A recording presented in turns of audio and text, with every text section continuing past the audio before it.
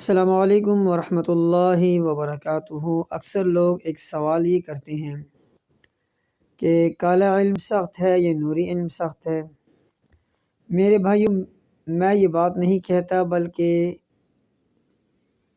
ایک دفعہ واقعہ میرے ساتھ اس طرح پیش آیا کہ ایک شخص جو مجھ سے علاج کروا رہے تھے، اللہ کی شان یہ کہ وہ بہاولپور گئے، اور بہاولپور میں ظاہر بات ہے ان کی نوکری تھی، تو بہاولپور میں وہ ایک کالے عامل کے پاس گئے، تو کالے عامل کو کہا کہ میرا توڑ کر دو، تو انہوں نے آگے سے جواب یہ دیا کہ فلاں علاقے میں چلے جاؤ، اور وہاں پر ایک بالکل دیہاتوں کے اندر ایک مسجد ہے، اور مسجد میں ایک لڑکا بیٹھتا ہے نوجوان سا، اس کے پاس یہ توڑ ہے، میرے پاس توڑ نہیں ہے۔ وہ کہتے وہ تو ہمارے قاری صاحب ہیں جن سے میں علاج کروا رہا تھا۔ کہتے تو میں اسی کی بات کر رہا ہوں۔ کہتے ہیں کہ آپ مجھے 40,000 دے کے جاؤ گے اور ان کو آپ کچھ بھی نہیں دو گے، یہ بھی مجھے پتہ ہے، آپ جیب میں پیسے ڈال کے آئے ہو۔ انہوں نے کہا واقعی بات یہ سچ ہے، ہم ان کو اتنا کچھ بھی نہیں دیتے، تو آپ جاؤ اس سے ان سے علاج کرواؤ۔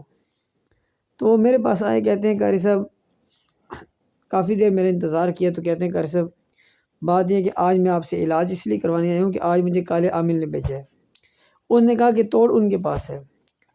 اس بات سے بیان کرنے کا مقصد یہ ہے کہ دیکھیں، ایک کالا عامل بھی اس بات کی تصدیق کرتا ہے کہ کالے علم کا توڑ نوری کے پاس ہے، کالے کے پاس نہیں ہے۔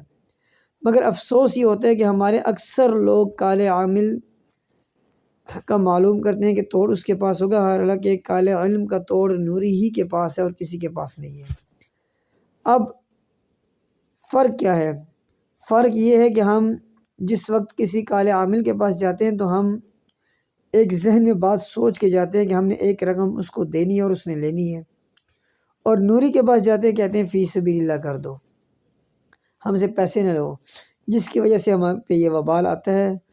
الحمدللہ یہ بات واضح ہے کہ کالے علم کا توڑ نوری ہی کے پاس ہے اور کسی کے پاس نہیں۔